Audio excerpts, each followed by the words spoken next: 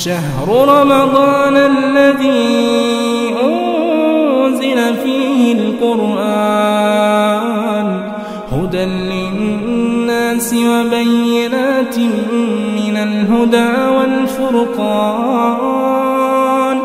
فمن شهد منكم الشهر فليصمه ومن كان مريضا أو على سفر فعدة من أيام أخر.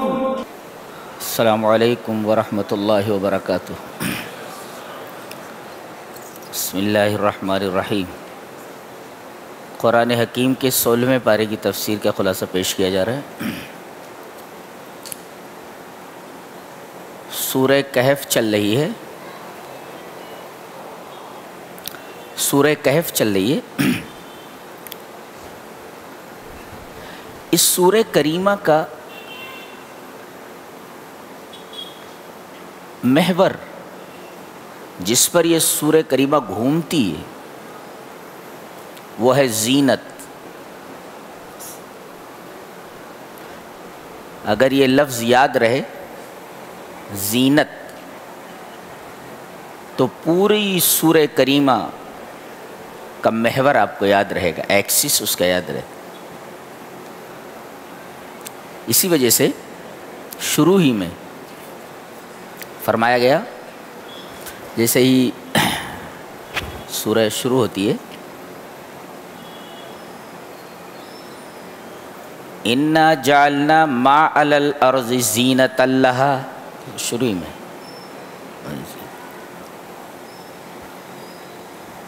آگے تھوڑی دیر کے بعد المال والبنون زینت الحیات الدنیا. آگے ہی اصحاب کہف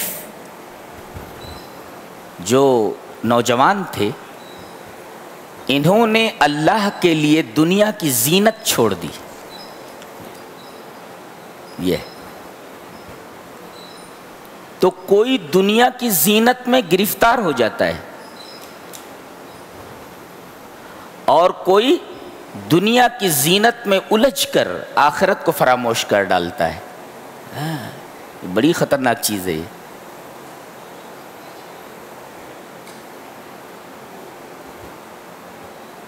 اصحاب کہف کے تذکرے کے بعد دو دوستوں کا واقعہ بیان کیا گیا ہے. دو دوست تھے. ایک دوست تھا ملحد اور ایک دوست تھا موحد. ایک کافر تھا ایک مومن تھا. دونوں ملے تو ملحد نے کہا چل میں تجھے اپنا باغ دکھاتا ہوں. جی باغ دکھاتا ہوں تجھے. اللہ تبارک تعالیٰ نے فرمایا یہ باغ کیسا تھا؟ وَاضْرِبْ لَهُمْ مَثَلَ الرَّجُلَيْنِ، اے میرے نبی آپ ان دو آدمیوں کی مثال بیان کیجئے. جَعَلْنَا لِأَحَدِهِمَا جَنَّتَيْنِ، کہ ان دونوں میں سے ایک کو، یہ دو دوست تھے جن میں سے ایک کو یعنی ملحد کو ہم نے جنتین، 2 گارڈنز، 2 باغات دیے تھے. من آناب، انگوروں کے.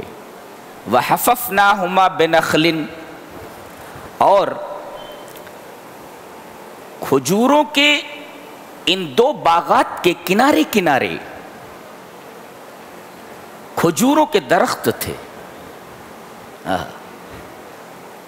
اور ان کے درمیان جو زمین خالی پڑی تھی وہ خالی نہیں تھی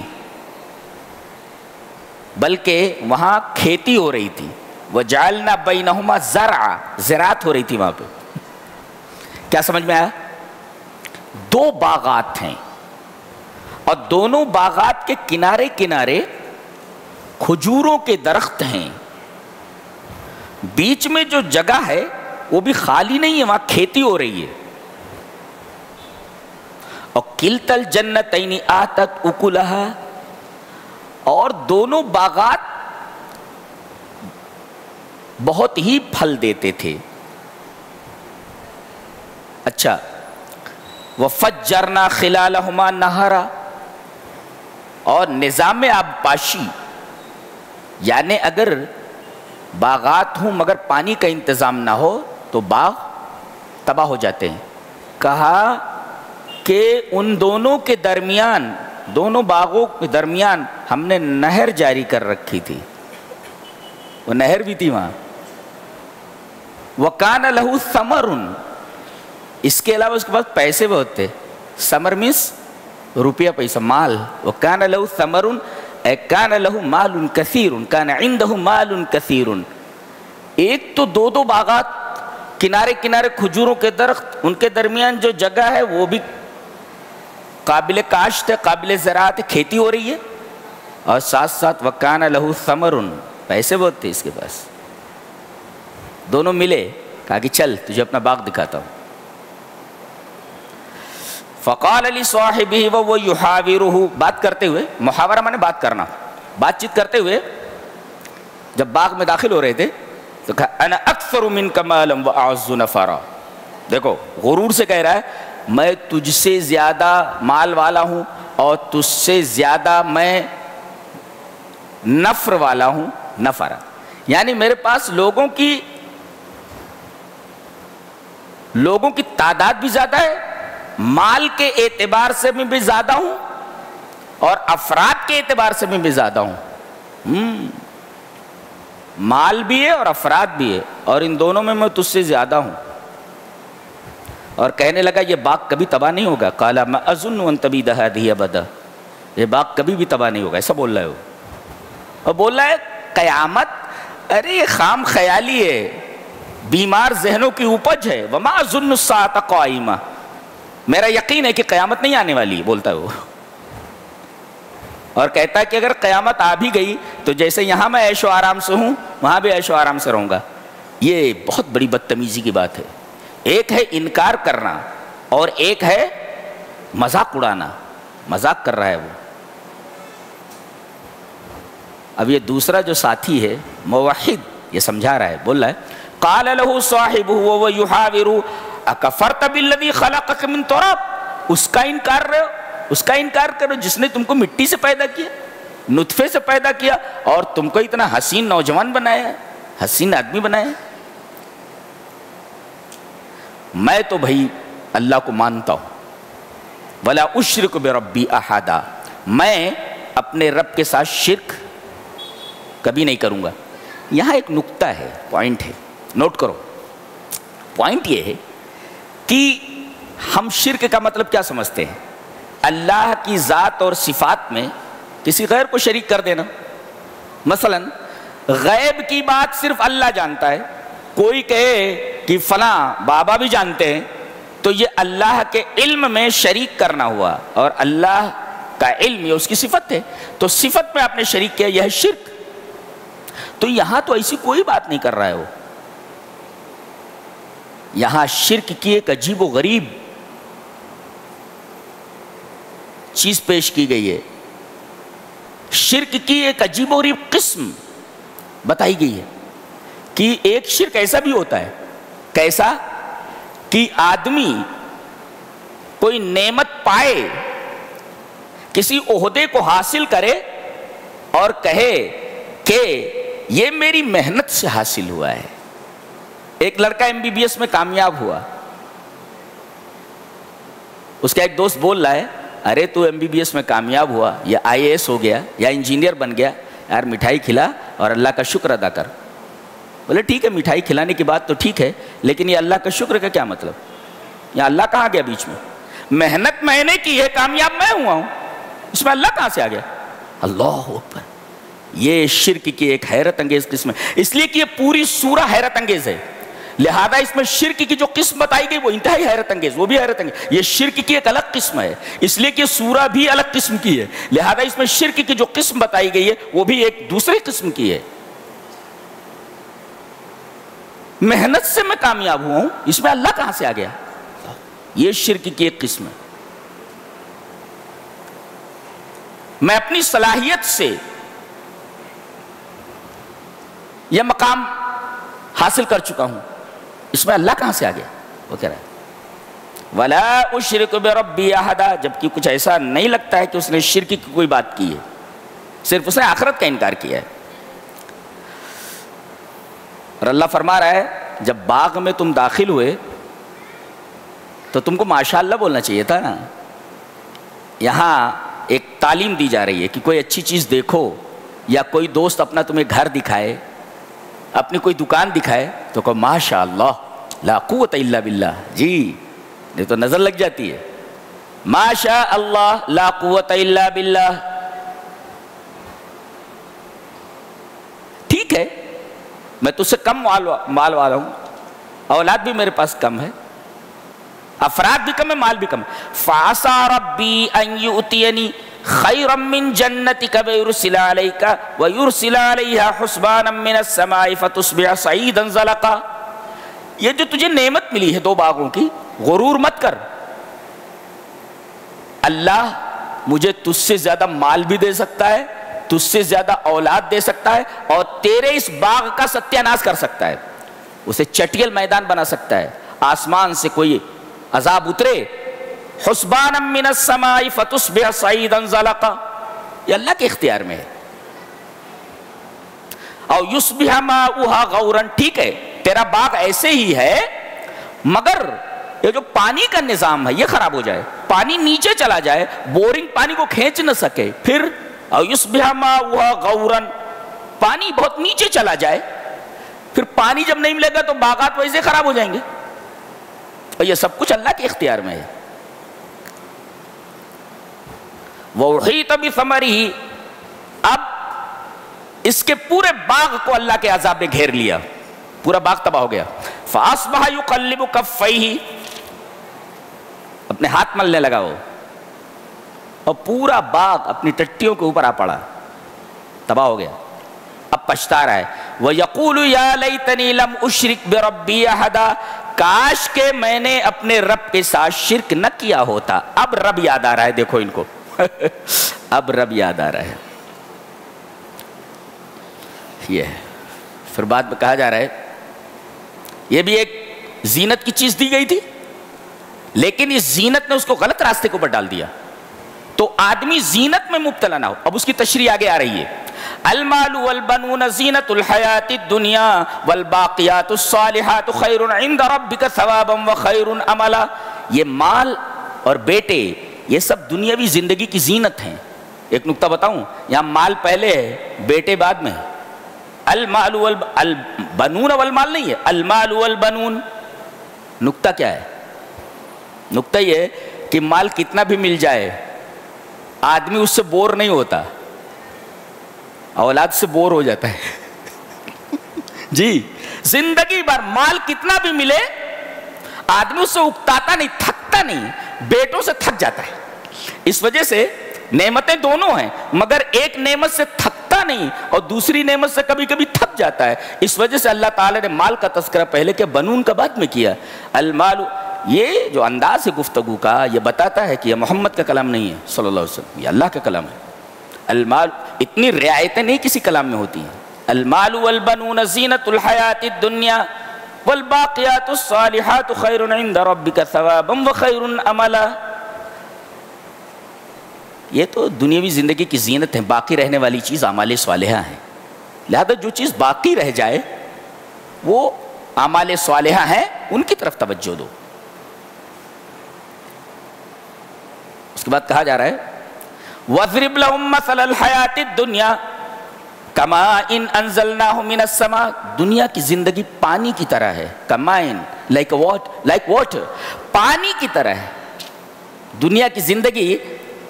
یہ worldly life is like water، پانی کی طرح ہے یہ دنیا کی زندگی، پانی کی طرح۔ کیوں؟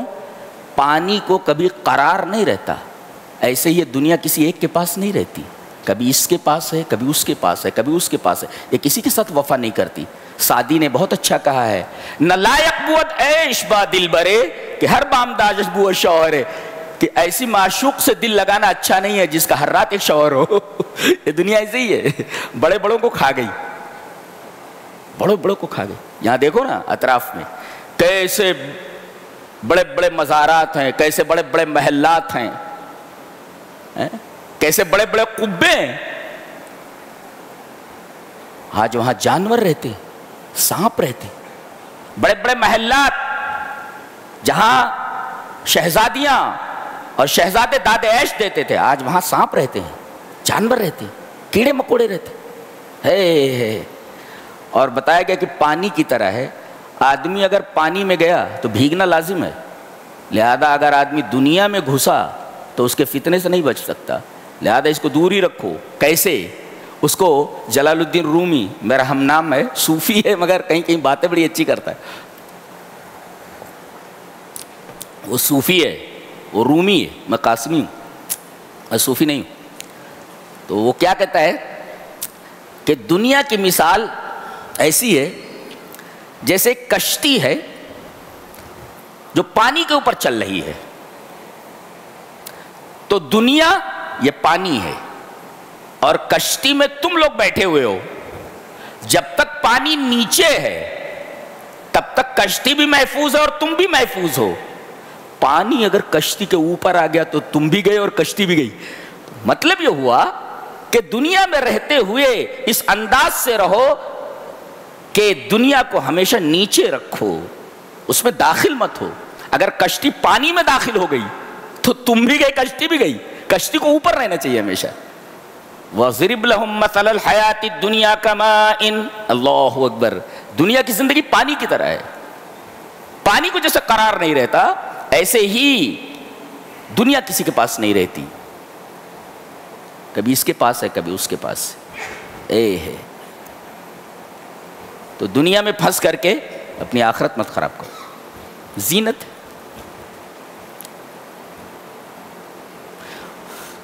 اس کے بعد حضرت خضر اور موسیٰ علیہ السلام کا واقعہ پیش کیا جا رہا ہے, بہت غور سے سنو. ایک دفعہ حضرت موسیٰ علیہ السلام, جیسا کہ بخاری کی روایت ہے, انہوں نے بہت اچھا واعظ کیا, بہت اچھی سپیچ دی. تو ایک صاحب نے کہا کہ دنیا میں آپ سے بڑا کوئی عالم ہے؟ بولے نہیں, میں ہی سب سے بڑا عالم ہوں. اللہ تبارک و تعالیٰ کو ان کی یہ بات ناپسند لگی, پسند نہیں آئی. کہا کہ میرا ایک بندہ ایسا ہے جس کا نام خضر ہے, وہ تجھ سے زیادہ علم رکھتا ہے, جا اس سے مل, پتہ چلے گا کہ علم کسے کہتے ہیں. پریشان ہو گئے, اچھا مجھ سے بھی بڑا کوئی عالم ہے. کہا کہ میرے رب وہ کہاں ملے گا؟ کہا کہ مجمع البحرین پر ملے گا. مجمع البحرین کا مطلب ہوتا ہے دو دریاؤں کا سنگم. جیسے گنگا اور جمنا کہاں ملتے ہیں؟ الہ آباد میں. دونوں مل گئے تو اسے سنگم کہتے ہیں. جی, دو دریاؤں کے ملتقا کو, دو دریاؤں کے ملنے کے اسپاٹ کو, جس جگہ پر ملتے ہیں اسے سنگم کہتے ہیں. تو مجمع البحرین پر جاؤ جہاں دو دریا ملتے ہیں. یہ دو دریا کون سے ہیں؟ خلیج عقبہ ہے اور خلیج سوئس ہے. یہ دونوں جہاں مل کر کے بحر احمر میں, ریڈ سی میں گر جاتے ہیں, یہ اسی کے ملتقا کے اوپر ہے, اسی کے مجمع کے اوپر ہے, اسی کے سنگم پہ. جہاں خلیج عقبہ, اب جغرافی جو لوگ پڑھے ہوئے ہیں وہ نقشہ اٹھائیں دیکھیں گے کہ جہاں پر خلیج عقبہ اور خلیج سوئس, یہ دونوں بیئی کھاڑیاں, یہ جہاں ملتی ہیں اور مل کر کے یہ ریڈ سی میں گرتی ہیں, تو یہ جہاں دونوں خلیجیں ملتی ہیں یہ مجمع البحرین ہے. یہیں پر وہ ملے, یہیں پر مل رہا ہے. رخت سفر باندھ لیا. اس میں ایک نقطہ یہ ملا, علم حاصل کرنے کے لیے سفر کرنا چاہیے, گھر بیٹھے علم نہیں ملتا. جی جی جی, دور دراز کا سفر کرنا چاہیے. نبی ہیں مگر علم کا شوق دیکھو. اپنے خادم یوشع ابن نون کو لیا اور چل پڑے. اللہ نے بتایا کہ ملنے کی ایک علامت ہے کہ ایک مچھلی لے لو, اور انہوں نے مچھلی تل لی اور زنبیل میں رکھ لی. یہ مچھلی جہاں نکل کر کے سمندر میں چلی جائے گی وہیں ملاقات ہوگی. اللہ اکبر. ایک جگہ رکے اور وہاں پر ٹفن رکھ دیا, وہ زنبیل رکھ دی. اس کے بعد آگے نکل گئے. کہا کہ ادھر کھانا نکالو. کہا کہ اللہ کے رسول اس میں تو مچھلی ہے ہی نہیں. کہا کہ پیچھے پلٹو. فرتدا علی آثارہما قصصا, الٹے پاؤں اسی راستے پر پیچھے کی طرف آئے. اور جب وہاں پہنچے تو دیکھا اللہ تبارک و تعالیٰ نے وہاں سرب بنا رکھا. سرب کا مطلب ہوتا ہے مچھلی اگر ایسے پانی سے جاتی ہے تو ایک راستہ بنتا ہے. مچھلی چلی گئی مگر راستہ بنا ہوا ہے. اللہ اکبر. اللہ تبارک و تعالیٰ نے وہ راستہ بنا رکھا ہے. وہ پہنچا رہے یہیں سے مچھلی گئی ہے.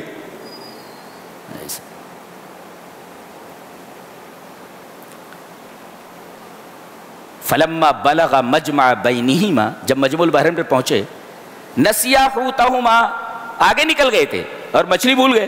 فاتخذ سبیلہ فی البحر سربا، جب وہاں پہنچے تو دیکھا کہ وہ مچھلی جس طرف سے گئی ہے وہاں راستہ بنا ہوا ہے، سرنگ بنی ہوئی ہے پانی میں. اچھا یہیں ملیں گے. ملے حضرت. وہ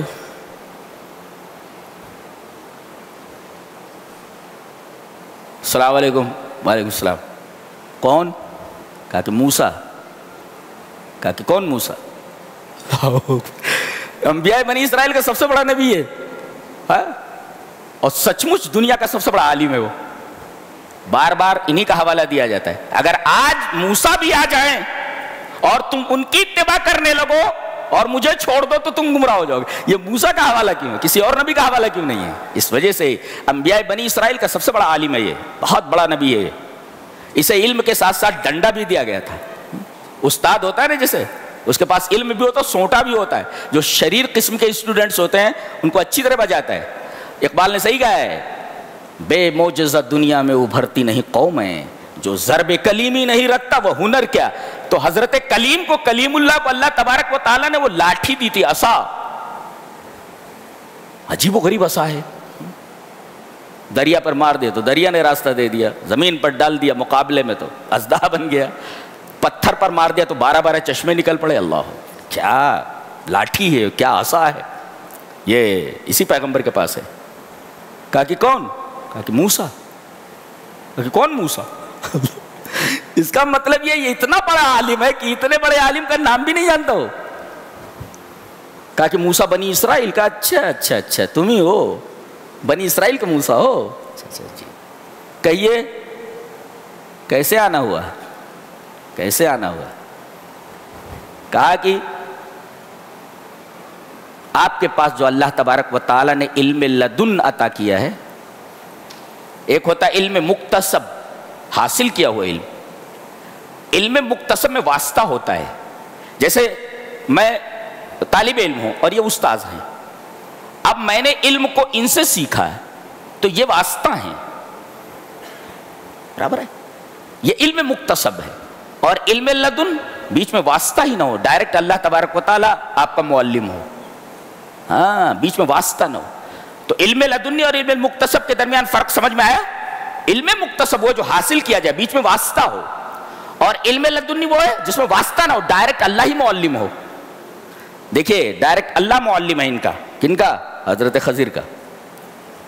اور کیسا علم ہے معلوم ہے؟ یہ پردہ لگا ہوا ہے، ہماری نگاہ اس پردے کے اوپر ہے، لیکن حضرت خضر کو وہ علم دیا گیا تھا کہ پردے کے پیچھے کیا چیز ہے. یہ بہت بڑا علم ہے. یہ حضرت موسیٰ کی نگاہ صرف پردے کے اوپر ہے، دروازے کے اوپر ہے. دروازے کے پیچھے کیا ہے وہ حضرت موسیٰ کو معلوم نہیں. حضرت خضر کو وہ علم ہے، بہت گہرا علم ہے. یہ عجیب و غریب علم ہے. یہ کہا کہ میرے ساتھ رہ کر تم صبر نہیں کرو گے، صبر نہیں کر پاؤ گے. یعنی اب داخلہ لینا نہیں چاہ رہے یہ اپنے اسکول میں. یہ داخلہ لینے گئے، وہ داخلہ لینے پر تیار نہیں ہے جب تک کہ ان کی ایک شرط منظور نہیں کر لی انہوں نے. کیا؟ وَلَا آسِي لَكَ أَمْرًا، میں آپ کے کسی حکم کی نافرمانی نہیں کروں گا. بولے ہر بات پر تمہیں صبر کرنا پڑے گا؟ بولے ہاں کروں گا. کہا کہ جو بھی میں کروں گا بولنا نہیں. ٹھیک ہے، نہیں بولوں گا. قَالَ فَإِنِ اتَّبَعْتَنِي فَلَا تَسْأَلْنِي عَنْ شَيْءٍ، اگر میرے ساتھ رہنا چاہتے ہو تو شرط یہ ہے کہ کسی چیز کے بارے میں سوال نہیں کرو گے. فَلَا تَسْأَلْنِي عَنْ شَيْءٍ حَتَّى أُحْدِثَ لَكَ مِنْهُ ذِكْرًا، میں خود بیان کر دوں گا نا کہ میں نے ایسا کیوں کیا ہے. آپ کو سوال کرنے کی ضرورت نہیں ہے. دونوں چلے. اب دریا کے اس پار جانا تھا. اب کشتی والا وہاں کشتی لیے کھڑا تھا. دیکھا کہ دو سیدھے سادھے مولوی جیسے دکھ رہے ہیں، غریب لوگ ہیں. آئیے آئیے، بیٹھ گئے. اب جیسے کشتی بیچ دریا میں پہنچی تو اس کے تختے اکھاڑنے لگے. کون؟ حضرت خضر. اب دیکھا کہ یہ تختے اکھاڑ رہے ہیں. فانطلقا حتى اذا ركب في السفينه خرقها قال اخرقتها لتغرق اهلها. ارے آپ تختے اکھاڑ رہے ہیں تاکہ کشتی والے ڈوب جائیں؟ آپ کشتی والوں کو ڈبونا چاہتے؟ بہت غلط کام کیا آپ نے. لقد جئت شيئا امرا، یہ بہت خراب چیز ہے آپ نے جو کی ہے. قال الم اقل انك لن تستطيع معي صبرا. میں بولا نہیں تھا کہ تم صبر نہیں کر سکو گے؟ ایک استاد کی ڈانٹ ہے ایک شاگرد کو. اچھا اس میں ایک عجیب بات کہی گئی ہے. قال اخرقت، نبی کیا بولا ہے؟ کیا تم تختے اکھاڑ رہے ہو تاکہ کشتی والوں کو غرق کر دو؟ یہ نہیں کہا کہ ہم لوگوں کو غرق کر دو، ہم نہیں کہا. اس کا مطلب نبی جو ہوتا ہے اپنے سے زیادہ فکر اپنی امت کی کرتا ہے جی. اور سب سے بہترین انسان ہوا جو اپنے سے زیادہ دوسروں کی فکر کرے. یہ تعلیم دی گئی. جی جی جی یہ کیا کتاب ہے، سبحان اللہ. قال لا تؤاخذنی بما نسیت، بھول گیا تھا میں، چلیے معاف کر دیجئے. ٹھیک ہے. جب کشتی ساحل سے لگی اس کے بعد آگے بڑھے تو ایک گاؤں تھا، گاؤں کے باہر ایک لڑکا کھیل رہا تھا. اس کی منڈی پکڑی توڑ دی، مر گیا وہ. فانطلقا حتى اذا لقي غلاما، ایک بچے سے ملاقات کی. فقتله، اس کی منڈی مروڑ دی، قتل کر دیا. قال قتلت نفسا زکیۃ بغیر نفس لقد جئت شيئا نکرا. پہلے امرا کہا. امرا کا مطلب ہوتا ہے کوئی ایسی چیز کرنا جو ریپیئر ہو سکے. کشتی کے تختے اکھاڑ رہے نا تو ریپیئر ہو سکتی ہے، لیکن یہ تو آدمی مر گیا تو وہاں نکرن استعمال کیا، یعنی جو ریپیئر نہ ہو سکے. مرا ہوا آدمی زندہ کیسے ہو سکتا ہے؟ تو جہاں ریپیئر ہو سکے وہاں امرا ہے، اور جہاں ریپیئر نہ ہو سکے وہاں لقد جئت شيئا نکرا ہے. پہلے امرا بولے ہو کشتی کے بارے میں، اور یہاں کیا بول رہے؟ لقد جئت شيئا نکرا.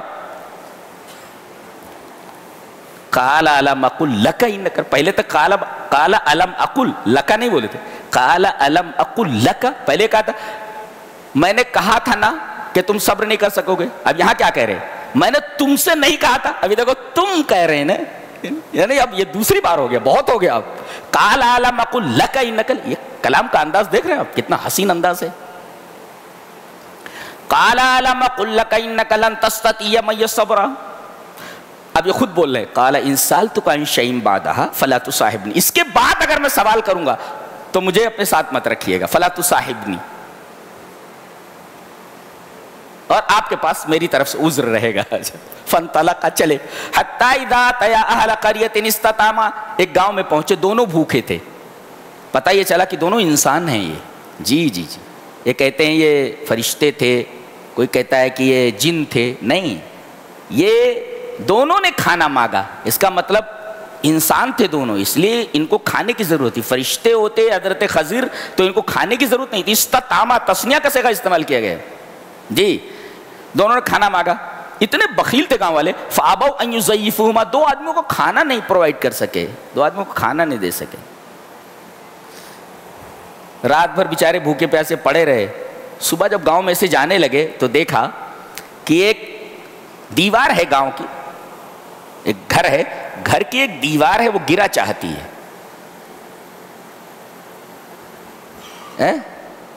A wall is going to collapse، گرنے والی ہے. ایک دیوار ہے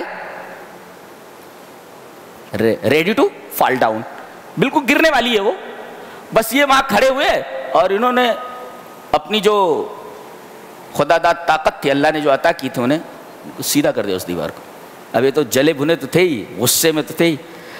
قال لو شئت لاتخذت علیہ اجرا. اتنے بخیل لوگ کہ دو آدمیوں کا کھانا نہیں دے سکے اور آپ نے فری میں ایک گھر کی دیوار سیدھی کرتی. لو شئت لاتخذت علیہ اجرا، پیسے لے لیتے تھے، پیسے لے لیتے تھے.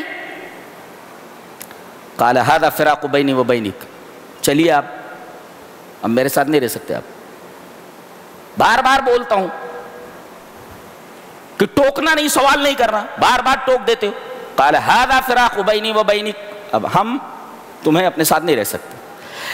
لیکن جاتے جاتے ان تینوں کا سبب، ان تینوں چیزوں کی وجہ وہ جانتے جاؤ. اما السفینۃ فکانت لمساکین یعملون فی البحر، یہ جو کشتی ہے یہ مسکین لوگوں کی ہے، اس میں بیچارے مچھلیاں پکڑتے ہیں، بیچتے ہیں، کھاتے ہیں. دیکھو کشتی ہے مگر مسکین کہا گیا. اس کا مطلب فقیر کا مطلب یہ ہے کہ جس کے پاس کچھ نہ ہو، اور مسکین کا مطلب یہ ہے کہ کمانے کے ذرائع تو ہوں مگر پورا نہ پڑتا ہو. تو جس طرح فقیر ہماری زکوٰۃ کا مستحق ہے، ایسے مسکین بھی ہماری زکوٰۃ کا مستحق ہے. دیکھو کشتی ہے مگر انہیں مسکین کہا گیا. اچھا دوسری چیز، آلات کے اوپر زکوٰۃ نہیں ہے. مثلا آپ نے مشینیں لگا رکھی ہیں اور ایک ایک مشین 10-20 لاکھ کی ہے جس سے آپ کوئی پروڈکٹ بناتے ہیں، تو ان مشینوں کے اوپر زکوٰۃ نہیں ہے، بلکہ اس پروڈکٹ کے اوپر جو نفع ہے اس نفع کے اوپر اگر سال گزر جائے تو 2.5% کے حساب سے نکالنا. جی کہتے ہیں کہ میں نے اس کشتی کو خراب یہ کیا کہ آگے ایک بادشاہ رہتا ہے، کوئی اچھی چیز دیکھتا ہے، اچھی کشتی دیکھتا ہے نا، اسے زبردستی لے لیتا ہے. وَكَانَ وَرَاءَهُم مَلِكٌ يَأْخُذُ كُلَّ سَفِينَةٍ غَصْبًا، ہر کشتی کو جو اچھی دکھتی ہے غصب کر لیتا ہے. وہ ایک مفسر اس پہ لکھتا ہے قَدْ تُبْتَلَى بِزُرٍّ أَصْغَرَ لِيُدْفَعَ بِهِ زُرٌّ أَكْبَرُ، کبھی کبھی تمہیں چھوٹی تکلیف کے اندر مبتلا کیا جاتا ہے تاکہ اس کے ذریعے اللہ بڑی تکلیف کو تم سے دور کر دے. لہذا کوئی چھوٹی تکلیف آئے تو اللہ یہ کہہ رہا ہے کہ پریشان ہونے کی ضرورت نہیں، کوئی بڑی مصیبت آنے والی تھی اس کی وجہ سے ٹال دی گئی ہے. جی یہ دیکھو چھوٹی مصیبت ہے، تختے اکھاڑ دینا، نہیں تو پوری کشتی چلی جاتی نا، بڑی مصیبت تھی آگے. اس کی وجہ بتائی انہوں نے. اچھا وَأَمَّا الْغُلَامُ، یہ جس بچے کی گردن مروڑ دی میں نے، جانتے ہو یہ کون تھا؟ یہ اس کے ماں باپ مومن تھے، اس کے ماں باپ مومن ہیں، اور یہ بچہ آگے چل کر کے اپنے ماں باپ کے ایمان کے لیے، دیکھیں وَأَمَّا الْغُلَامُ فَكَانَ أَبَوَاهُ مُؤْمِنَيْنِ، اس کے ماں باپ مومن ہیں اور یہ آگے چل کر کے یہ کافر ہونے والا ہے، یہ کافر ہے. یہ تو کہیں محبت میں آ کر کے اپنے بیٹے کے محبت طبعی میں پھنس کر کے کہیں یہ اللہ کی اطاعت سے نکل نہ جائیں اور سرکشی میں مبتلا نہ ہو جائیں ماں باپ، اور کفر نہ کریں. اس میں ایک نکتہ ہے کہ ایمان اتنی قیمتی شے ہے کہ اس کے مقابلے میں بچے کو بھی قربان کیا جا سکتا ہے. جی بچے سے آدمی فطری طور پر محبت کرتا ہے، لیکن ایمان اتنی قیمتی شے ہے کہ بچے کو ایمان کے اوپر قربان کیا جا سکتا ہے، لیکن ایمان کو ہاتھ سے نہیں جانے دینا ہے. جی اور اس کے بعد وجہ بتا رہے ہیں، میں نے منڈی مروڑ دی اس کی. اب فَأَرَدْنَا أَن يُبْدِلَهُمَا، اللہ نے یہ کہا ہے کہ اس کے بدلے انہیں ایک بہترین بچہ دینے والے. یہ کافر بچہ ہے جو اپنے ماں باپ کے ایمان کے لیے آزمائش بن سکتا تھا، لیکن اس کے بدلے ہم ایک بہترین بچہ دینے والے ہیں ان کو. کیسا ہوگا وہ؟ خیرا منہ زکاۃ واقرب رحما، جو اللہ کا بھی فرما بردار ہوگا اور اپنے ماں باپ کے اوپر بہت زیادہ رحیم ہوگا. رحما یہ رحمت کے اندر مبالغہ ہے.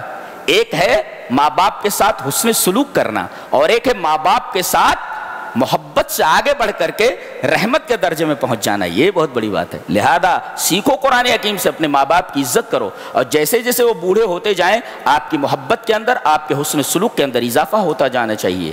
نہیں تو یہ دنیا تو هل جزاء الاحسان الا الاحسان ہے.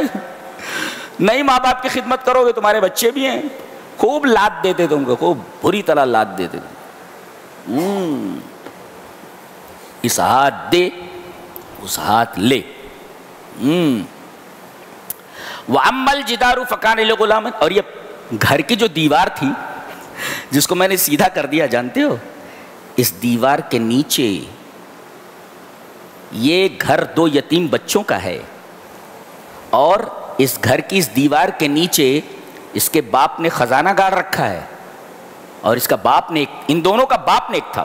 وَأَمَّا الْجِدَارُ فَكَانَ لِغُلَامَيْنِ يَتِيمَيْنِ فِي الْمَدِينَةِ، مدینہ من شہر، سٹی، اس شہر کے اندر یہ جو گھر تھا جس کی دیوار گرا چاہتی تھی یہ 2 یتیم بچوں کی تھی. وَكَانَتْ تَحْتَهُ كَنْزٌ لَهُمَا، اس کے نیچے ان دونوں کے لیے خزانہ گڑا ہوا ہے. اس کا باپ گاڑ کر کے گیا اس کو، اور کیسا تھا؟ وَكَانَ أَبُوهُمَا صَالِحًا، کا باپ نیک تھا. پتہ یہ چلا کہ آج آدمی کیا کرتا ہے؟ اپنے بچوں کے لیے بینک بیلنس بناتا ہے، حرام کمائی ہو حلال کمائی ہو، اتنا کر کے چلا جاؤں کہ 7 پشت بیٹھ کر کے کھائے. یہ کہتے ہیں. یہاں کہا جا رہا ہے نیکی کر کے جاؤ. بہت سارے بادشاہوں کے بچوں کو بھیک مانگتے ہوئے دیکھا گیا ہے. جی تو دولت اصل نہیں ہے. آدمی صالح ہو تو اس کی صالحیت کا، اس کی نیکیوں کا فائدہ اس کے مرنے کے بعد اس کے بچوں کو ملتا ہے دنیا میں. جی دنیا میں ملتا ہے. تو نیکیاں نسلوں میں متوارث ہوتی ہیں. نیکی کرو گے تو نسلوں میں نیکیاں منتقل ہوتی ہیں، نیکیاں نسلوں میں متوارث ہوتی ہیں. باپ نیک تھا، اس کے مرنے کے بعد اس کی نیکی کا فائدہ بیٹوں کو مل رہا ہے. تو تم نیک بنو، نہ کہ پیسہ جمع کرنے کے چکر میں رہو. نالائق اولاد نکل گئی تو جتنا بنا کر کے پراپرٹی جا رہے 2 دن کے اندر پھونک کر کے رکھ دیں گے. تو اصلی چیز کیا ہے؟ نیک بنو.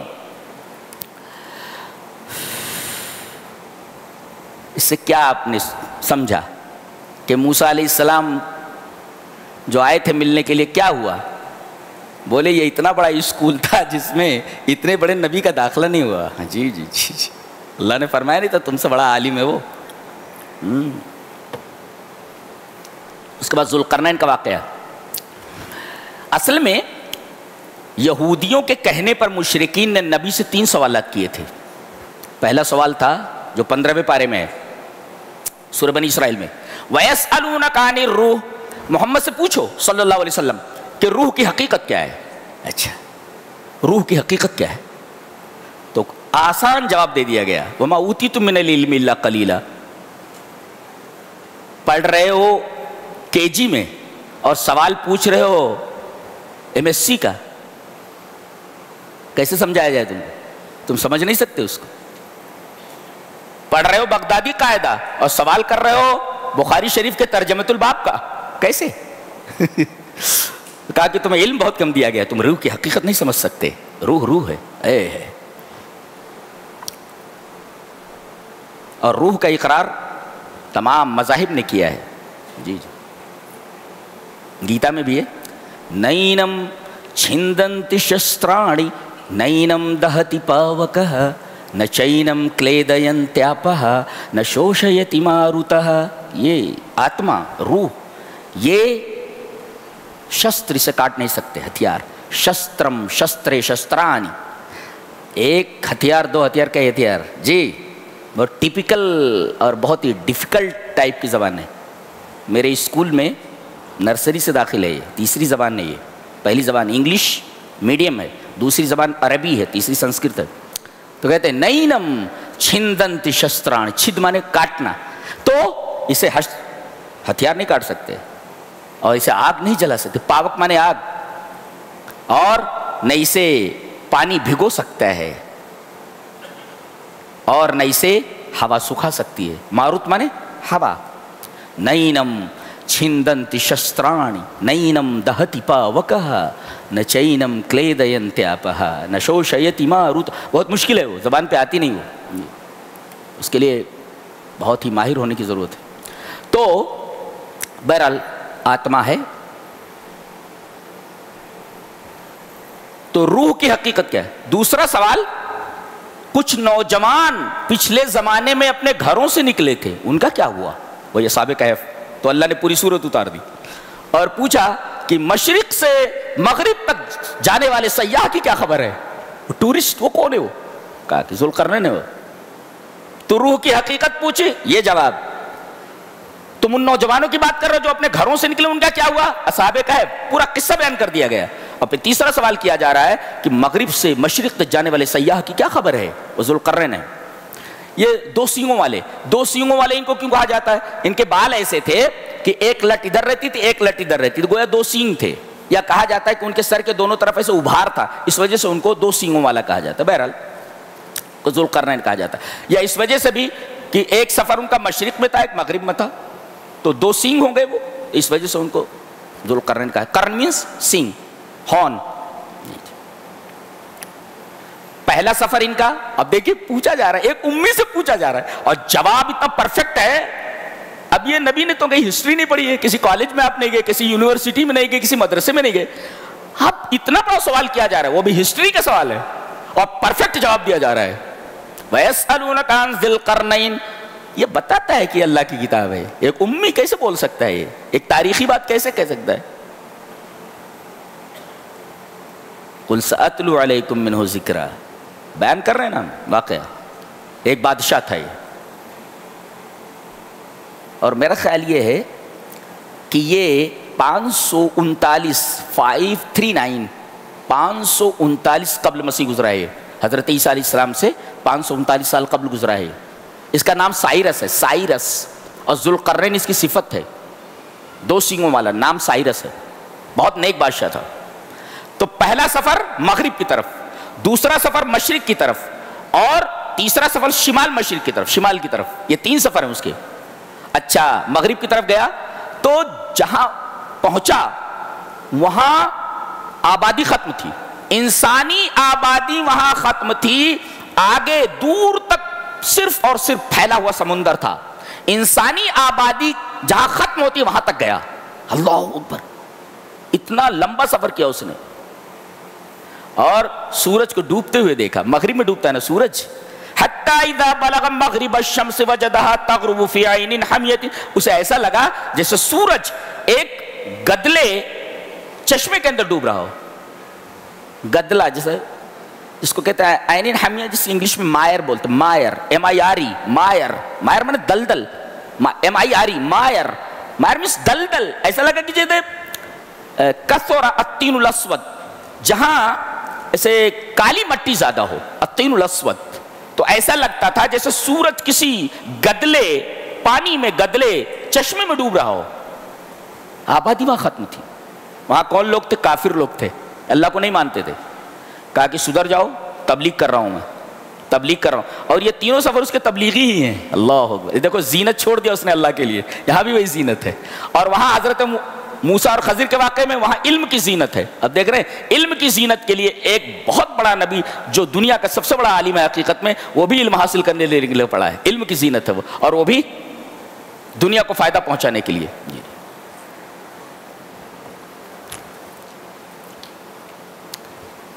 تو بولے جو ظلم کرے گا اسے ہم سزا دیں گے، اور جو ایمان اور عمل صالح کرے گا اس کے لیے ہم بہترین بدلہ دیں گے. وَأَمَّا مَنْ آمَنَ وَعَمِلَ صَالِحًا فَلَهُ جَزَاءٌ الْحُسْنَىٰ.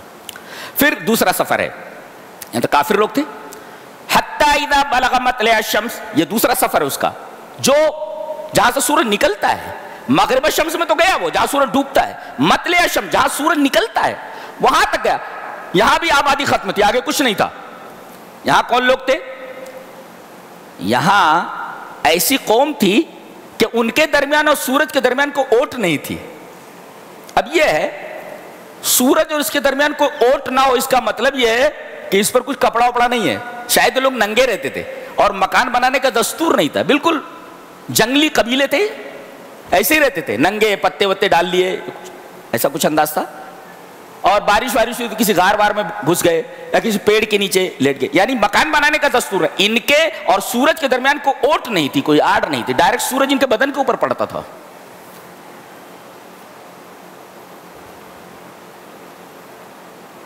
وہاں پہنچے غیر مہذب انسیولائزڈ پیپل رہتے تھے وہاں پہ، غیر مہذب لوگ. اور تیسرا سفر یہ مشرق، یہ شمال مشرق کی طرف، شمال کی طرف. وہاں پہنچے تو ایسے لوگ تھے جو بڑی مشکل سے زبان سمجھتے تھے. لا یفقہون قولا، لا یکادون یفقہون قولا، بڑی مشکل سے بات سمجھتے تھے. انہوں نے اشارے میں یا کچھ ترجمان تھا وہ کچھ بتایا اس نے کہ یہ کیا بول رہے ہیں. بولے یہ متمدن آبادی ہے، اچھے لوگ یہاں رہتے ہیں، لیکن یہ جو درہ ہے اس درے سے اس پار، اس درے کے ادھر یاجوج ماجوج رہتے ہیں. وہ بالکل وحشی قبائل ہے. اور آپ جب نقشہ دیکھیں گے تو بحر کیسپین کے ساحل کے اوپر جو پورا کا پورا پھیلا ہوا سلسلہ ہے اس پر وہ لوگ بستے تھے. بحر کیسپین آپ دیکھیں نا، کیسپین سی، تو کیسپین سی کے ساحل کے اوپر آپ دیکھیں گے یہ لوگ بستے، یہ وحشی قبائل تھے. تو اسی درے کے ذریعے یہ متمدن آبادیوں کے اوپر آ جاتے تھے اور لوگوں کو قتل کرتے تھے، مارتے تھے، پیسے ویسے لوٹ کر چلے جاتے تھے. کہا کہ ہم لوگ ان لوگوں سے بہت پریشان ہیں، یہ درہ بند کرا دیجئے، جتنا پیسہ لگتا ہے ہم دے دیں گے. کہا کہ پیسوں کی ضرورت نہیں، پیسہ میں لگا دیتا ہوں، صرف مین پاور چاہیے، منی پاور میں کر دیتا ہوں، مین پاور چاہیے، آدمی لگائیے. لوہا منگوایا گیا اور لوہے کو تہبتا. یہ انجینئرنگ ایک انجینئر کے لیے پڑھنے جیسا ہے. اس کی پوری تفصیل اگر آپ نیٹ سے نکالیں گے تو پوری تفصیل آپ پڑھ لیجئے اس کی یہ کیسے بنا ہے. جیسے اب یہ درہ ہے, یہ اب یہ کھلا ہوا ہے اسے, تو تہبتا لوہے کی جو چادریں بچھائی گئیں اور اس کے بعد لکڑی ڈال کر کے آگ لگا دی گئی اور لوہا پگھل کر کے ایک چادر دوسری چادر سے مل گئی ہے. اور اس کے بعد کہا کہ تانبا لاؤ, اور تانبا لا کر کے پگھلایا گیا تو اس میں جو درزیں تھیں, جو جگہ خالی تھی, وہاں پر یہ پگھلا ہوا تانبا پہنچ گیا اور پھر اس کو ایک سلیب کے انداز میں اس کو صاف کر دیا گیا کہ نہ تو اس میں ہول کیا جا سکتا تھا اور نہ تو کوئی آدمی سلیپری ہونے کی وجہ سے کوئی چڑھ سکتا تھا. یعنی گویا کہ مضبوط بھی کافی ہو گیا اور دوسرے سلیپری تھا. سلیپری کا مطلب کوئی چڑھ نہیں سکتا تھا, سلپ ہو کر کے گر جاتا تھا. اتنی مضبوط دیوار اس نے بنائی. اس کا نام سد ذوالقرنین ہے جی, اور اس نے اللہ کے لیے بنایا, اس نے صرف اللہ کے لیے. اس سے نقطہ کیا ملا؟ بادشاہوں کو چاہیے کہ وہ اپنی رعایا کی تکلیفوں کا خیال رکھیں. ان سے پیسے لینے کے بجائے خود حکومت کے خزانے سے پیسہ لگائیں. یہاں معاملہ الٹا ہے. کون قرآن کو دیکھتا ہے, کون قرآن کو پڑھتا ہے.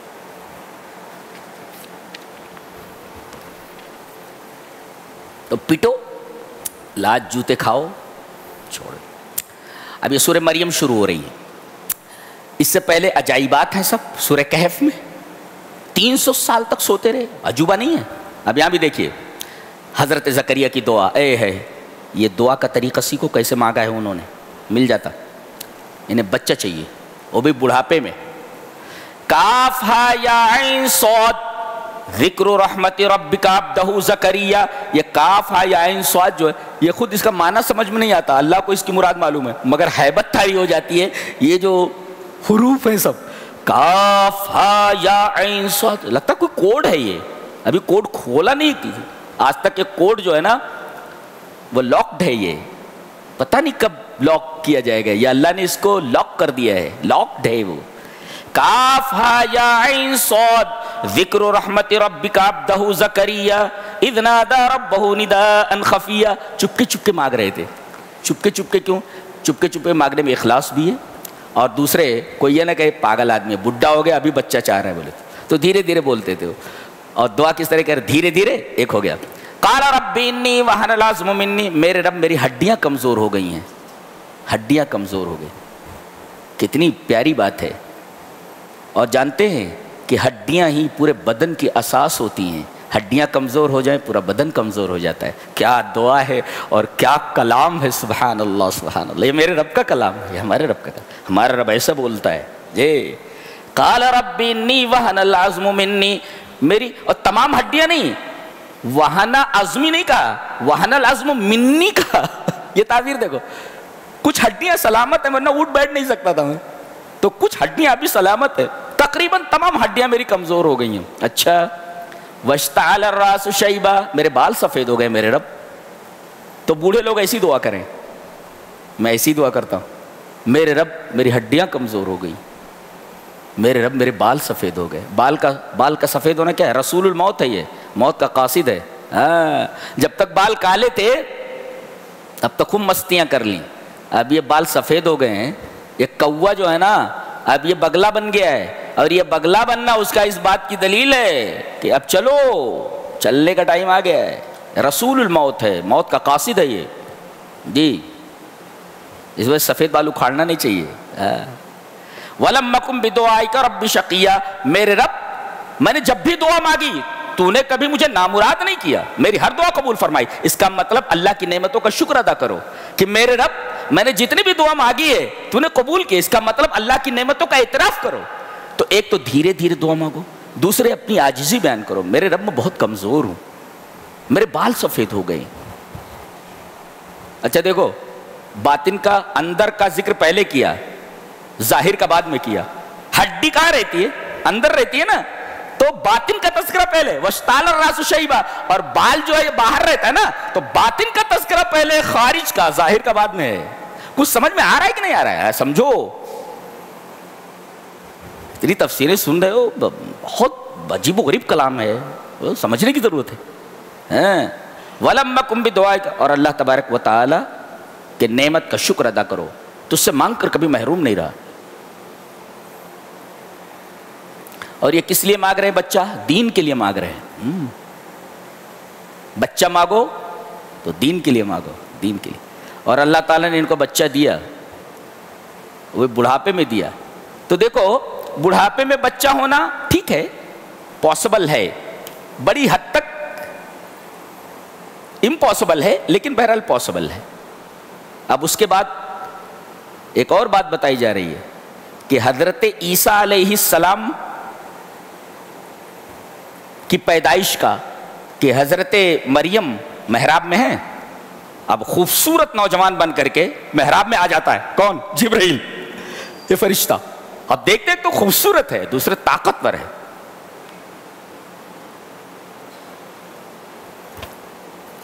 کیا صفت بیان کی گئی؟ شرقی جگہ مشرقی کونے میں فتمثل لها بشرا سویا. بشر سوی کا مطلب ہوتا ہے ہر طرف سے مساوات ہو، یعنی نقشہ بڑا اچھا، ناک نقشہ بہت اچھا، بہت خوبصورت. اور فرشتہ جب انسانی شکل میں آئے کتنا خوبصورت ہوگا، اندازہ لگائیے. اب یہ لڑکی ہے، شادی نہیں ہوئی ہے، بہکی نہیں، لیکن عفت دیکھیے. اللہ تبارک تعالیٰ ہماری مائیں اور بہنیں ذرا دیکھیں، ان کی سیرت پڑھیں مریم کی. اللہ تعالیٰ نے کتنی تعریف کی ہے. ایک نوجوان ہے، تنہائی میں ہے مگر بہکی نہیں ہے، اور طاقتور بھی ہے. کہہ رہی ہیں قالت انی اعوذ بالرحمن، اس لیے کہ کمزور ہیں، سامنے طاقتور ہے، اس کو ہٹا نہیں سکتی. تو اللہ تبارک و تعالیٰ کی رحمت کا حوالہ دے رہی ہیں. میں تجھے اللہ تبارک و تعالیٰ کی رحمت کیا اس سے واسطے سے مانگتی ہوں، مجھے ہاتھ مت لگانا، مجھے ہاتھ مت لگانا.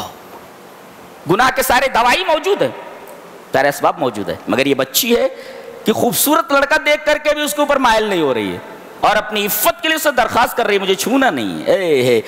اتنا بڑا واقعہ ہے یہ کہ اس کی تشریح نہیں کی جا سکتی، لفظوں میں نہیں بیان کیا جا سکتا. اسی وجہ سے اللہ اس عورت کی بڑی تعریف کر رہا ہے، مریم کی. کہا کوئی بات نہیں، انا رسول ربک، میں انسان نہیں ہوں، فرشتہ ہوں، میں جبرائیل ہوں میں. اور پھر انہوں نے ان کے گریبان میں پھونک مارا اور حمل ٹھہر گیا. تو ایک ہوتا ہے ماں باپ دونوں موجود ہو بچہ ہو جاتا، ممکن ہے. یہاں تو باپ ہی نہیں ہے، تو ادنا سے اعلیٰ کی طرف ترقی ہو رہی ہے. پہلا تو حیرت انگیز واقعہ ہے ہی، اور دوسرا حیرت انگیز واقعہ کہ یہاں ماں باپ دونوں مگر دونوں بوڑھے ہیں، اور یہاں باپ ہی نہیں ہے سرے سے. ابھی دیکھیں. اور اس کے بعد جب ڈیلیوری کا ٹائم آیا، فاجعل مخاض میں ڈیلیوری کا ٹائم آیا تو بہت کمزور تھی یہ، میں نے پانی کی ضرورت تھی. اللہ تعالیٰ نے ان کے پیروں کے نیچے سے پانی، ریگستان میں پانی کی نہر، سریا کا مطلب ہوتا ہے نہر، نالا نکل دیا، پانی بہ رہا ہے ریگستان میں. یہ اس سے زیادہ حیرت انگیز ہے. اس کے بعد کہا بھوکی ہوں. کہا کہ یہ کھجور کا ٹنڈ منڈ درخت ہے، اس میں پتے بھی نہیں تھے، خالی ایسے کھڑا تھا، وہ پتے بھی نہیں تھے. کہا کہ ہلاؤ اس کو. ایک طاقت اور آدمی جس کھجور کے درخت کو ہلا نہیں سکتا، ان سے کہا جا رہا ہلاؤ، یعنی اس کا مطلب جتنا تم کر سکتے ہو اتنا کرو، باقی اللہ کے اوپر چھوڑ دو. تو کوشش اور توکل اسی کا نام، جتنا کر سکتے ہو اتنا کرو، باقی اللہ کے اوپر چھوڑ دو. موسیٰ علیہ السلام سے کہا گیا کہ پانی پر عصا مارو. پانی پر عصا مارنے سے دریا راستہ دے دیتا ہے کیا؟ کس نے کہا ہے؟ لاٹھی میں کوئی دم ہے کہ وہ دریا میں راستہ بنا دے؟ پتھر پر لاٹھی مار دو، ارے پتھر لاٹھی کو کچل دے گا، لاٹھی پتھر کو توڑ سکتی ہے؟ نہیں ہو سکتا. لیکن اتنا تو کر سکتے ہو نا، تم پتھر پر لاٹھی مارو، پتھر کو پھاڑ کر کے اس سے چشمے نکالنا یہ ہمارا کام ہے، تمہارا نہیں. تم دریا پر لاٹھی مارو، راستہ بنانا ہمارا کام ہے، تمہارا نہیں. جتنا تم کر سکتے ہو اتنا کرو. تو تم کھجور کے اس درخت کو ہلاؤ، بقیہ ہلانا اور اوپر سے کھجوریں نازل کرنا یہ ہمارا کام ہے. یہ اللہ اکبر. وَهُزِّي إِلَيْكِ بِجِذْعِ النَّخْلَةِ تُسَاقِطْ عَلَيْكِ رُطَبًا جَنِيًّا فَكُلِي وَاشْرَبِي. پہلے پانی اللہ نے مہیا کیا، نہر، اور اس کے بعد کھجور، اور اس کے بعد جب کھانے کی باری آئی تو فَكُلِي وَاشْرَبِي. تو پہلے کھانے کا ذکر کیا، بعد میں پینے کا. انتظام کا جہاں تک معاملہ تو پہلے پانی کا انتظام ہوا. کھانے سے پہلے آدمی پانی دیکھتا ہے، بعد میں کھانا.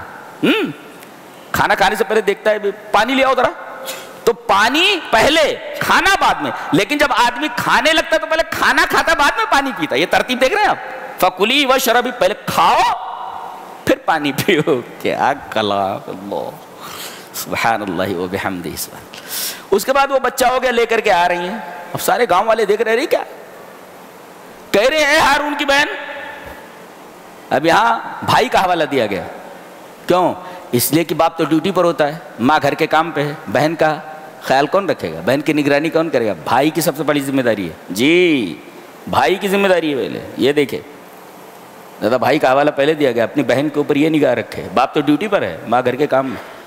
یہ کلام یہ کسی انسان کا کلام ہو سکتا ہے کیا؟ سوال ہی نہیں ہے۔ بچے کو گود میں لیے ہوئے بولے بول، کہاں سے لائی بچہ؟ اشارہ کرے، فاشارت الیہ، اس سے پوچھو، بول نہیں رہی ہیں، فاشارت الیہ، اشارہ کرے۔ لوگ کہہ رہے قالوا کیف نکلم من کان فی المہد صبیا، بچہ کیا بات کرے گا؟ تو بول، کہاں سے لائی بچہ؟ یہ بچہ کیا بولے گا؟ اشارہ کر رہی اس کی طرف۔ حضرت بول پڑے، قال انی عبد اللہ، میں اللہ کا بندہ ہوں۔ آج سن آف گاڈ مان رہے، یہ کہہ رہے میں اللہ کا بندہ ہوں، دنیا ان کو سن آف گاڈ مان رہی ہے۔ دیکھیے آدمی جو اپنے بارے میں بولے اس کی بات مانی جائے گی، یا دوسرے لوگ جو مان لیں؟ یہ کہہ رہے میں اللہ کا بندہ ہوں، I am slave of God, اور یہ کیا بولے؟ ہی از اے سن آف گاڈ۔ یہ کیسے بھائی؟ وہ تو کہہ رہے میں عبداللہ ہوں، سلیو آف گاڈ ہوں، تم سن آف گاڈ کیسے مان لو؟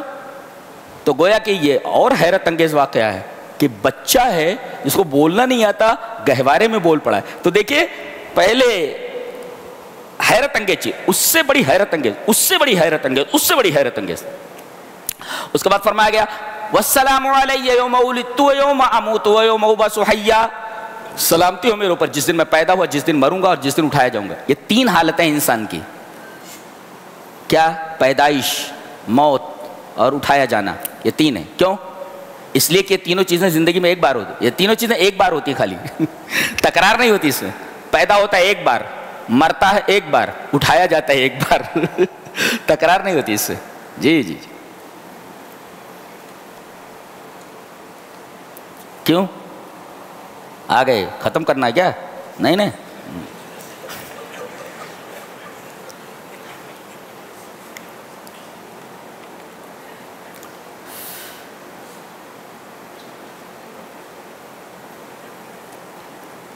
اس کے بعد ایک عجیب و غریب بات کہی جا رہی ہے کہ کافر جو ہے یہ اپنی دیوی دیوتاؤں کی جو پوجا کرتے ہیں اس کا ایک ہی مقصد ہوتا ہے، دنیاوی مفاد، پیسہ مل جائے، بیماری دور ہو جائے، گھر بن جائے کتنی عجیب بات کہی جا رہی ہے کہ یہ جو اللہ کو مانتے نہیں، ان کا پوجا پاٹ کا جو مقصد ہوتا ہے ان کی پوجا یہی ہوتا ہے خالی۔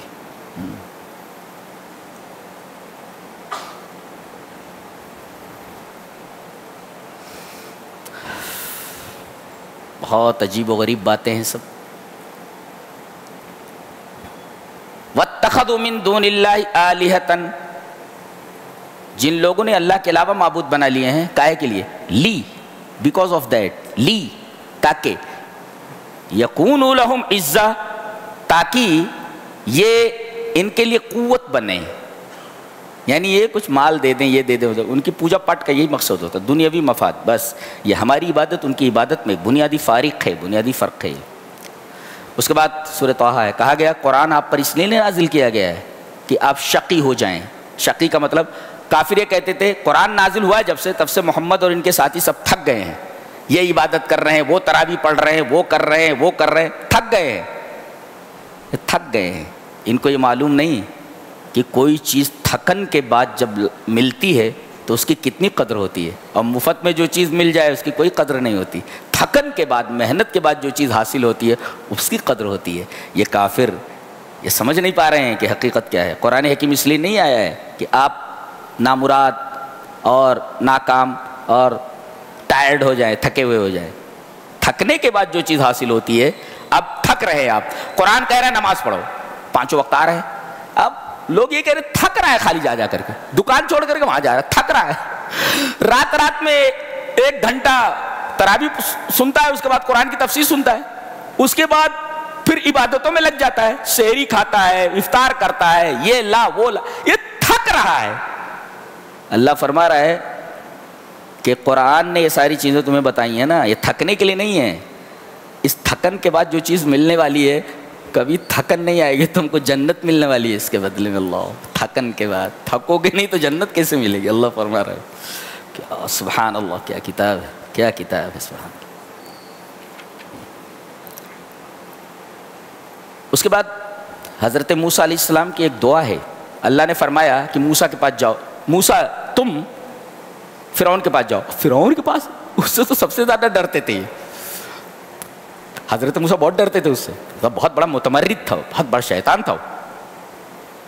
تو کہہ رہے ہیں وَيَضِيقُ صَدْرِي وَلَا يَنْطَلِقُ لِسَانِي، میرے رب میرا سینہ تنگ ہے اور میری زبان نہیں چلتی ہے. سینہ تنگ ہوتا زبان نہیں چلتی. تو سینے کا تنگ ہونا اور زبان نہ چلنا، ان دونوں میں کیا ربط ہے؟ بچوں کو کیسے سمجھاؤں؟ دیکھو یہ بورنگ ہے، یہ بورنگ ہے. اب اس سے پانی جو ہے دور تک لے جانا ہے جھاڑ واڑ میں ڈالنے کے لیے، درختوں میں. تو کیا کرتے ہیں، وہاں ایک نلکی لگا دیتے ہیں ایسے، برابر ہے، نلکی لگا دیتے، پھر اس کو لے جاتے ہیں کھینچ کر کے. اب یہ نلکی میں سے پانی جا رہا ہے، اس کا جو منہ ہے یہ اس کی زبان نہیں ہے، یہیں سے تو پانی نکل رہا ہے. اب اگر یہاں دبا دو ایسے تو پانی نہیں نکلے گا. گویا کسی چیز کا تنگ ہو جانا بیچ سے، پھر منہ سے وہ چیز نہیں نکلتی. یہ ہے ضیق صدر اور انطلاق لسان میں ربط ہے. اور دل کا تعلق تو پورے اعضاء سے ہے، نگاہوں سے ہے، زبان سے ہے. اگر آدمی کا دل تنگ ہو، جیسے یہ یہاں میں پکڑ لیتا ہوں، یہاں پر بورنگ چل رہی مگر پانی ادھر نہیں جا رہا، اس لیے کہ یہاں تنگ ہو گئی ہے، تنگ کر دے ہم نے. اس طریقے سے سینے کی تنگی کا تعلق انطلاق لسان سے ہے کہ سینہ تنگ ہو جائے تو آدمی بول نہیں پاتا. کہہ رہا رب اشرح لی صدری، میرے رب میرے سینے کو کھول دے. یہ تنگ ہے نا، تنگ ہے، وہ پانی نہیں جا رہا ہے، کھول دے اس کو تاکہ پانی جائے. رب اشرح لی صدری، میرے سینے کو کھول دے. ویسر لی امری، اور جو کام تو نے میرے سپرد کیا ہے اس کام کو میرے لیے آسان کر دے، کوئی رکاوٹ نہ پیدا ہو. جی وحلل عقدۃ من لسانی. دیکھو عقدہ کسے کہتے ہیں؟ کسی رسی میں یہ ہے، یہ عقدہ ہے. اب کہیں اگر یہ ہو جائے، یہ عقدہ لگ جائے تو رسی کو استعمال کرنے میں تکلیف ہوتی ہے اس کی وجہ سے. تو انہوں نے کیا کہا کہ اللہ میری زبان کے اندر جو یہ گرہ لگ گئی، عقدہ جو گرہ لگ گئی، اس کو کھول دے. اب اس کو کھولنے کے بعد رسی فری ہو گئی ہے. یہ لگا تو فری نہیں ہے، یہ فری ہو گئی. وحلل عقدۃ من لسانی، میری زبان کی اس گرہ کو کھول دے تاکہ میری زبان فری ہو جائے. یفقہوا قولی، فری ہونے کی وجہ سے تاکہ میری بات سمجھیں وہ. یفقہوا قولی واجعل لی وزیرا من اہلی. 5 دعائیں ہیں. اور میرا کوئی سپورٹر بنا دے. وزیر کا مطلب ہوتا ہے ملجا، یعنی جس کی طرف میں متوجہ ہو جاؤں، مشورہ لوں. اور ہارون اس سے میرے بھائی سب سے بہتر ہے، اور انہی کو میری پیٹھ مضبوط کر. انہی کے ذریعے پیٹھ مضبوط کرنے کا مطلب کیا؟ عذر کہتے ہیں، وہ ایسے ازار کو بولتے ہیں، وہ جو یہ ہوتا ہے نا، اسے باندھتے ہیں ایسے ازار کو. تو یہ باندھتے کہاں؟ پیٹھ نہ ہو تو کہاں باندھیں گے؟ اسی وجہ سے بیک بولتے ہیں، کہتے ہیں بیکنگ کرنا. بیکنگ بولے تو پیچھے سے سپورٹ کر رہا ہے، یہ بھی استعمال کیے گئے ہیں یہاں پہ. یہ وشدد بھی ازری، میری پیٹھ کو مضبوط کر. واشرکوا فی امری، یہ میرے معاملے میں ان کو شریک کر لے، یعنی میری طرح ان کو نبی بنا دے. اجعلہ نبی مثلی. دیکھو ایک بھائی نے کتنی پیاری دعا کی اپنے بھائی کے لیے، میں نبی ہوں تو اللہ ان کو بھی نبی بنا دے. دیکھ رہے ایک بھائی کتنا خیر خواہ ہوتا ہے. جی اب مقصد کیا ہے ان تمام چیزوں کا؟ یہ جو چیزیں مانگی گئی ہیں دعا میں، مقصد کیا ہے؟ کئی نسبحک کثیرا، تاکہ ہم تسبیح بیان کریں. ونذکرک کثیرا، اور تیرا ذکر کریں. دیکھو تسبیح ذکر میں ہے، لیکن تسبیح کو الگ سے ذکر کرنے کا مطلب یہ ہے کہ تسبیح تمام اذکار میں سب سے بہتر ہے. جی اور انک کنت بنا بصیرا، انک کنت عالما بما یصلحنا، جو ہمیں ضرورت ہے میرے رب وہ تو تجھے معلوم ہی ہے. قال قد اوتیت سؤلک یا موسیٰ، موسیٰ تمہاری دعا قبول کر لی گئی. دیکھو اللہ نے فرما بھی دیا، تم نے جو دعا مانگی ہے نا، دعا قبول ہو گئی. چلیے ایک واقعہ اور دیکھ لیتے ہیں کہ سامری، جب موسیٰ علیہ السلام دریا پار کر کے گئے تو بنی اسرائیل میں ایک منافق تھا جس کا نام سامری تھا. بہت بڑا بدماش تھا. یہ ایمان والا نہیں تھا.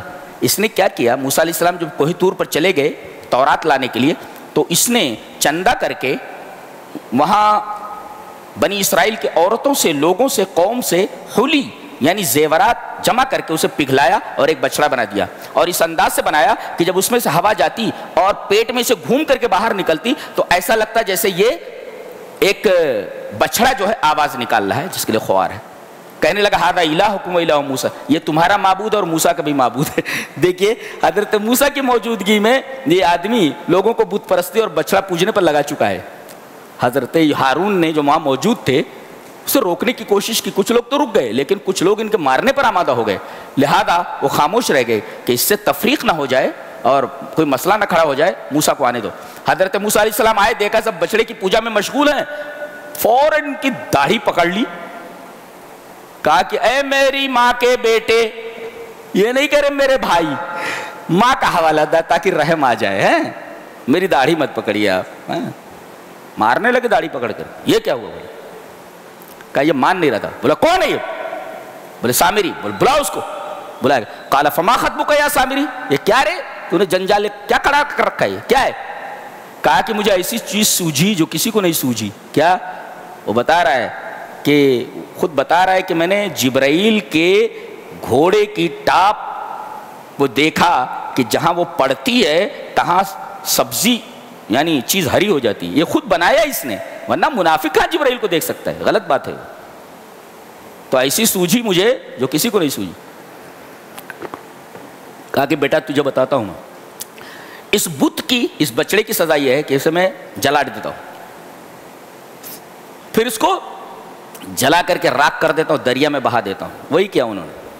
اچھا، اور اس کے بعد تیرا کیا ہوگا؟ بولے لا میساس، ایک تو یہاں سے دور ہو جا اور اب لوگوں کے ساتھ مت رہنا۔ کہتے یہ بھاگ گیا اور جنگلوں میں گھومتا رہتا تھا، کوئی آدمی اس کو ملتا تو بولتا لا میساس، don't touch me, don't touch me. کہتے ہیں کہ اگر اتفاق سے کوئی اس کو چھو لیتا تو ماس اور ممسوس دونوں کے دونوں بخار میں مبتلا ہو جاتا، چھونے والا بھی اور اس کو چھوتے تھے جس کو، وہ سامری کو، وہ بھی بخار میں ہو جاتا، لہذا کسی آدمی کو دیکھتا تو بھاگتا تھا، don't touch me, don't touch می۔ زندگی بھر ایسے تڑپ تڑپ کر کے مرتا گیا، اچھوت بنا دیا گیا اس کو۔ غالباً لامساسیت کا، اچھوت کا جو عقیدہ ان لوگوں نے لیا ہے، ایک قوم نے شاید یہیں سے لیا ہے، اچھوت کا، مر گیا ہے۔ اس کے بعد بہت شاندار بات کہی گئی، بات کو ختم کرتے ہیں کہ اللہ فرما رہا ہے کہ یہ دنیا، اس کی طرف آنکھیں پھیلا کر مت دیکھو، وَلَا تَمُدَّنَّ عَيْنَيْكَ إِلَىٰ مَا مَتَّعْنَا، جو کافروں کو ہم نے، مذہب بیزاروں کو ہم نے جو نعمت دے رکھی ہے، جو دنیا دے رکھی ہے، اس کی طرف آنکھیں مت پھیلاؤ، مد عین مت کرو۔ اب آنکھیں پھیلانے سے منع کر دیا گیا تو ہاتھ پھیلانے سے تو بدرجہ اولیٰ منع کر دیا گیا ہے۔ آنکھیں مت پھیلاؤ تو ہاتھ پھیلانا تو اور زیادہ منع ہے۔ کیوں؟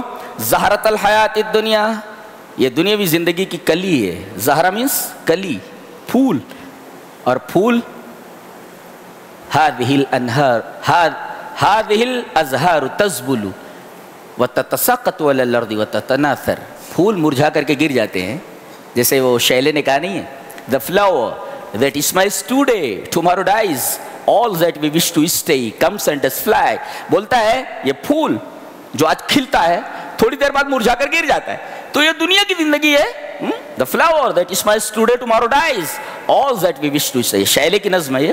تو یہ دنیا ایک پھول ہے اور پھول تھوڑی دیر تک رہتا ہے، اس کے بعد مرجھا کر کے گر جاتا ہے، تو کائے کو ایسی چیز کے پیچھے پڑ رہے ہو جو تھوڑی دیر رہے اور مرجھا کر گر جائے؟ وَرِزْقُ رَبِّكَ خَيْرٌ وَأَبْقَىٰ، اللہ کا جو رزق جنت وہ باقی رہنے والی ہے، تو فانی کے مقابلے میں باقی کو پسند کرو نا، فانی کے پیچھے کو پڑے، وہ پھول ہے، وہ تھوڑی دیر کے بعد مرجھا کر کے ختم ہو جائے گا۔ اس کے بعد فرمایا گیا آپ اپنے اہل و عیال کو نماز کا حکم دیجئے۔ کسی نے کہا ہے کہ من اقام صلاتہ وامر اہلہ باقامتہا وسع اللہ رزقہ، کہا گیا کہ جو آدمی نماز کا پابند ہو اور اپنے اہل و عیال کو، گھر میں بیوی کو، بچوں کو نماز قائم کرنے کا حکم دے تو اللہ اس کے رزق میں کشادگی پیدا کر دے گا۔ وسع اللہ، کر کے دیکھ لو، اللہ ہمیں نیک عمل اور اچھی سمجھ توفیق عطا فرمائے۔ وآخر دعوانا ان الحمد للہ رب العالمین۔